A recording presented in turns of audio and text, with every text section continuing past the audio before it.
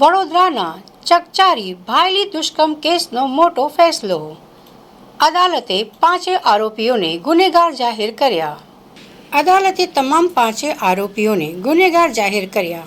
આગામી 25મી તારીખે સજાનું એલાન કરવામાં આવશે. વર્ષ 2024 નવરાત્રિના બીજા નોરતે અમાનુષી ઘટના બની હતી. સરકારી વકીલોએ કોર્ટમાં ધારદાર દલીલો રજૂ કરી. કેસમાં 45 સાક્ષીઓની જુબાની લેવામાં આવી હતી. સીસીટીવી અને ફોરેન્સિક પુરાવા મજબૂત સાબિત થયા. ગુનેગારોને કઠોરમાં કઠોર સજા મળે તેવી માંગ ઉઠી રહી છે.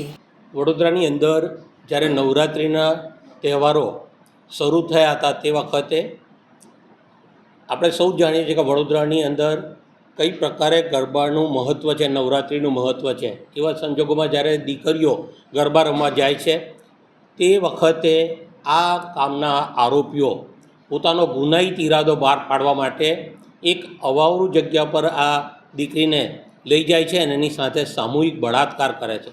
આ કેસની અંદર 5 આરોપીઓ હતા.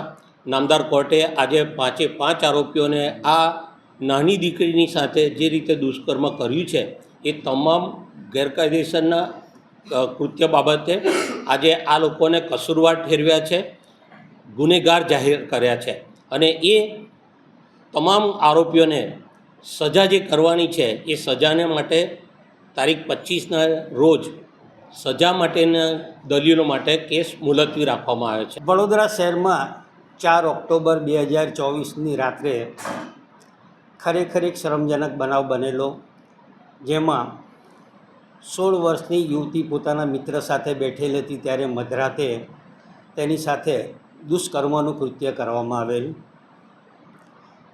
દુષ્કર્મનું કૃત્ય કરનાર અજાણ્યા ઈસમો હતા અને પોલીસ પાસે પણ એને લગતા કોઈ ખાસ માહિતી અને પુરાવા ન હતા.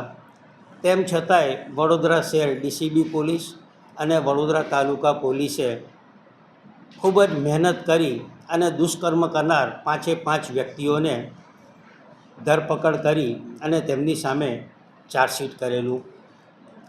પોલીસે આ કામે ઘણા બધા પુરાવા મૂકેલા હતા અને કેસની ઇન્સાફી કાર્યવાહી કોર્ટ સમક્ષ શરૂ થતાં સરકારશ્રી દ્વારા એ કેસની ઇન્સાફી કાર્યવાહી માટે સુરતના મુખ્ય જિલ્લા સરકારી વકીલ શ્રી નયનભાઈ સુખડવાલા, વડોદરાના મુખ્ય જિલ્લા સરકારી વકીલ શ્રી અનિલભાઈ દેસાઈ અને મારી ખાસ સરકારી વકીલ તરીકે નિમણૂક કરેલી.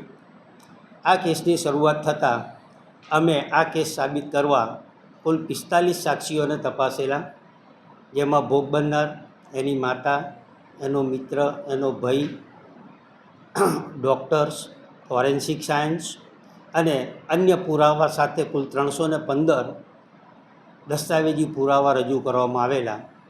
આજ રોજ નામદાર કોર્ટે પ્રોસિક્યુશન તરફે રજૂ કરવામાં આવેલ તમામ પુરાવા માન્ય રાખી અને પાંચે પાંચ આરોપીઓને સામૂહિક બળાત્કાર અને અન્ય ગુના માટે તકસીરવાન ઠરાવેલા છે.